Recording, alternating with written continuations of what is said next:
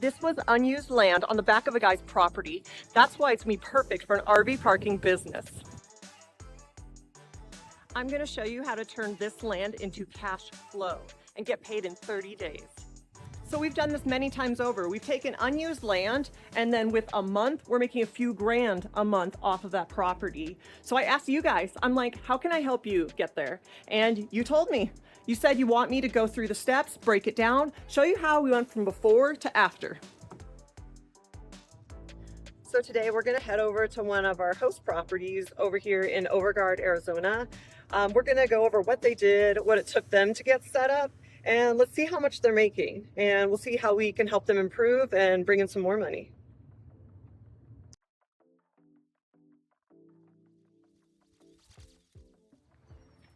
So for this host, they already had the land. And fortunately, it was easy to get started because as you can see, they already had an existing business of renting out their cabins. They have a few little cabins on this property that they just rent out for short-term weekends. But they had some extra property on the back of the land. I mean, quite a bit.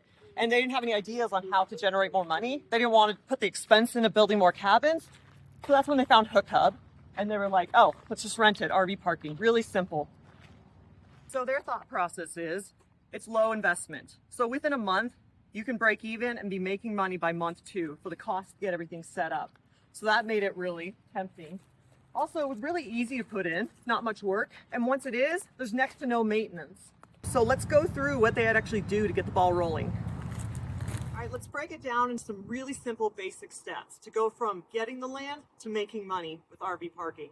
All right, so I broke it down into 4 steps. First, you gotta find the land. Hopefully you have it already, but if you don't, you gotta get the land. 2, you gotta worry about prep. So prepping for things like insurance or kind of planning ahead. 3, we're gonna set up. That's putting any hookups, amenities, if you choose to offer them. Dry camping is a real thing that people will pay for. And number 4 is listing it. So we're gonna get it out there and actually start getting those bookings. All right, so we got the first part done. You gotta get the land. Next is prep. So most places check your area. You may need to get a permit, even just for laying water or electrical. It's a really simple process, and don't worry, we'll have another video in the future and I'll go through all those steps. So that's what these guys did. They checked the city, they checked their zoning, and they did pass their permits off the city to get it approved.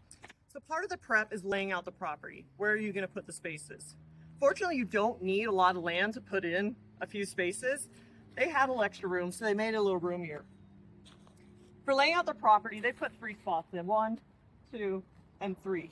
As you can see, they could put in more, but right now we started with these 3. There's only a couple requirements you need for setting up the parking spot. 1, it's gotta be fairly level.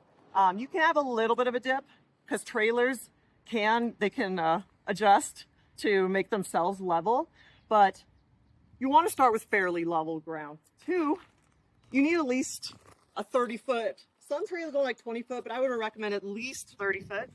But the longer and deeper you can go, the better, because there are huge rigs out there that can't park at most RV parks. So if you have a big spot, they're gonna come park with you. So you wanna accommodate for that length and the width. Lastly, you wanna make sure you think of, how are they gonna pull in? For this guy, they pull in and back right in, or they can pull in and back out to leave. So you just wanna accommodate for that. This is another thing, we'll have another video in the future where I'll really go in depth on how to plan out your property.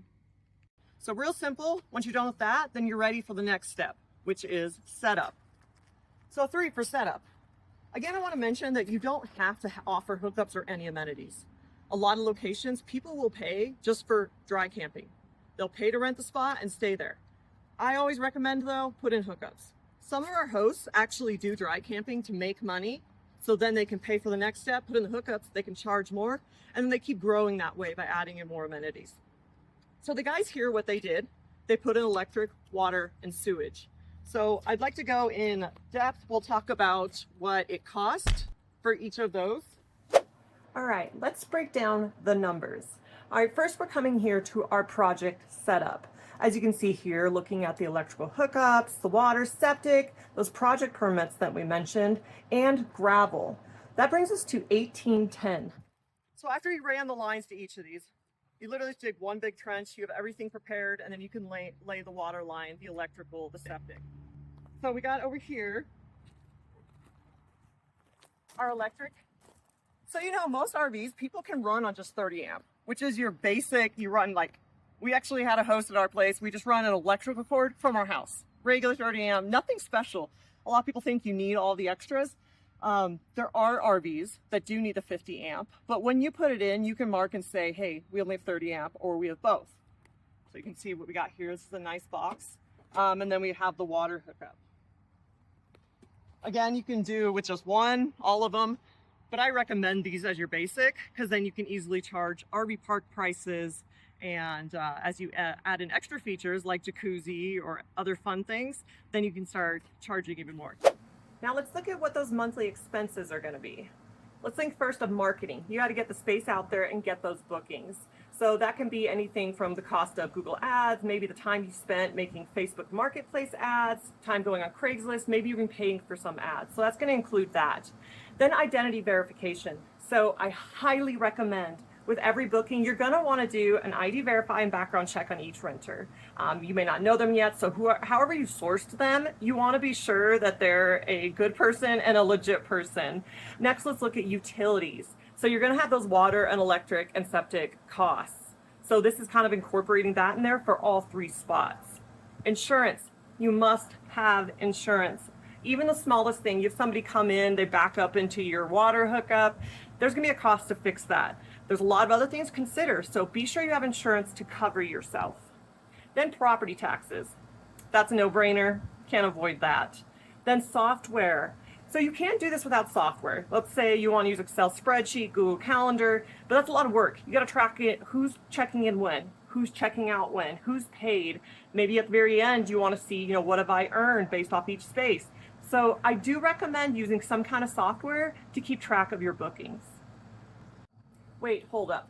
We can get this much lower. So this host, he listed on Hookhub, and Hookhub includes a lot that you need for listing for RV parking. So as you can see here, we remove the cost of marketing. We remove the cost of ID verify. No matter how many renters you're having, it includes the cost for all of them. Of course, utilities, can't avoid that. Insurance, done. Hookhub has you covered with the insurance and host coverage. And lastly, software. Everything is built in, from your calendar to your messaging to your payment. All of it's in there, so let's get rid of that cost. So that actually brings us to our monthly expenses of only $283. So we're winning there. All right, so we finished all the other steps. Last thing is listed, so we can get those bookings. So let's first look at those monthly expenses, take that with our monthly revenue. So I want to talk a little bit about that. So our host here, you can see he was easily making $1,754 a month right from the get-go. There was a downside. He didn't foresee some of his septic plans, so I do recommend making sure you thoroughly plan that out.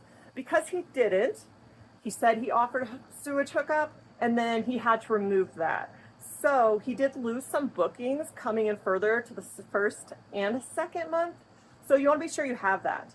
Now that he's getting that corrected, he is now making $2,716, or let's see, that's $15 a month. So huge improvement. So profit, let's look at that. Beginning profit was about $1,500. Then we jump up to $2,500 pretty quickly there once we got that septic all figured out. So our break-even analysis, when did we really start making money here? I'm really excited to say that he was making money by month 2. He put up the money to start it, which wasn't much, and by month 2, he is making money.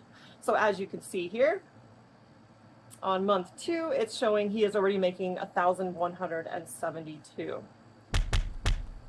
So I'd be sure if you are going to list and do RV parking, check out your options. There are a lot of options to get yourself going. As for software though, there's only a couple options. You have HipCamp if you want to do just camping nightly weekends, but then of course there is Hookhub. That is your option for all things RV. So you have land, you want to do it for the night, you want to rent it for a month, you want to rent it for a year. They are built just for that, just for you.